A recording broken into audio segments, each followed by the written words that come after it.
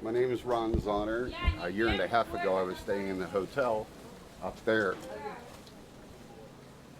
and I saw Barrio Blanco for the first time. And my wife and I were talking about what we wanted to do with the rest of our lives.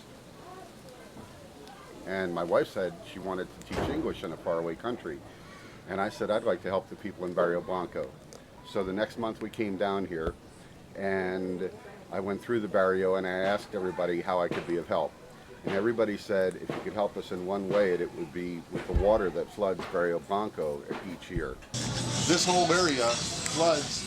Just a week and a half ago we had decent rain for one evening, and the water was, no kidding, this high all throughout this whole area. Barrio Blanco is a community of about 360 people that live in 125 habitations, and it's peninsular shaped on 2.5 acres in Cabarete, Dominican Republic. What needs to happen is to remove the houses, bring in a bunch of fill, and then rebuild the houses. But the city of Cabarete doesn't have the money to do that. So I started to work on a different plan. And this is Amparo. Amparo was our chef for quite a while.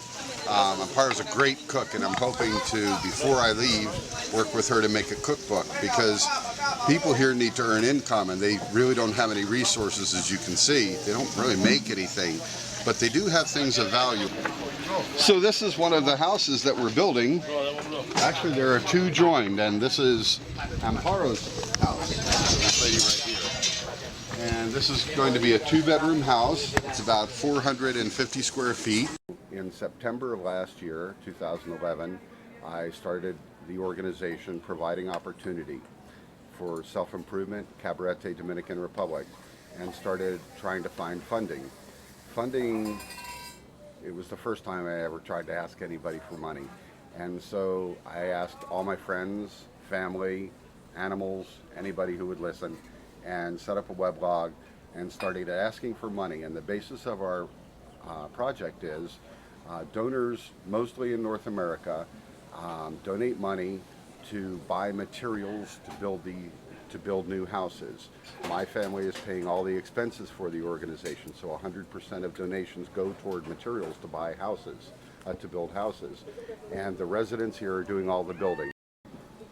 After 5 months, I accumulated enough money to build 10 or 11 houses, depending on the cost of materials, and came down on January 23rd.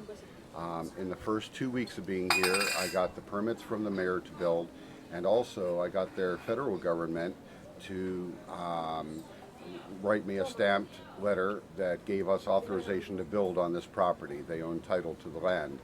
So we broke ground on February 7th, and the plan was to build 10 or 11 houses and hope that more money would come in along the way.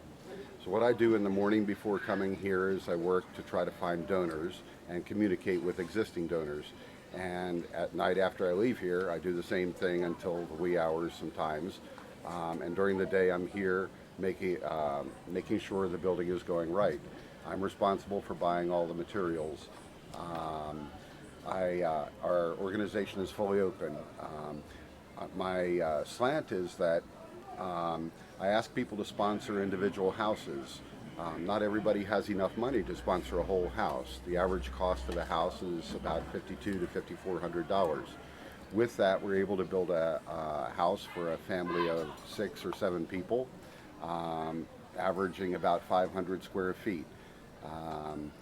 We address the water flooding by elevating all the houses 5 cinder blocks high before we put a floor, so water doesn't come into the household anymore. And with the area underneath the floor, we put a septic system. Prior to building these houses, none of the houses that we have started building had a septic system at all. People use outhouses, people go in 5-gallon buckets and dump it into the lagoon. That's the way life has been. I was motivated to do this especially by a couple different people. One is a picture that I have from 18 years ago where I have a baby in my arms holding her, a bunch of other people. And that baby is now a woman who has her own baby. And I said to myself, if nothing changes, this baby will grow up her whole life in Barrio Blanco in a life of poverty.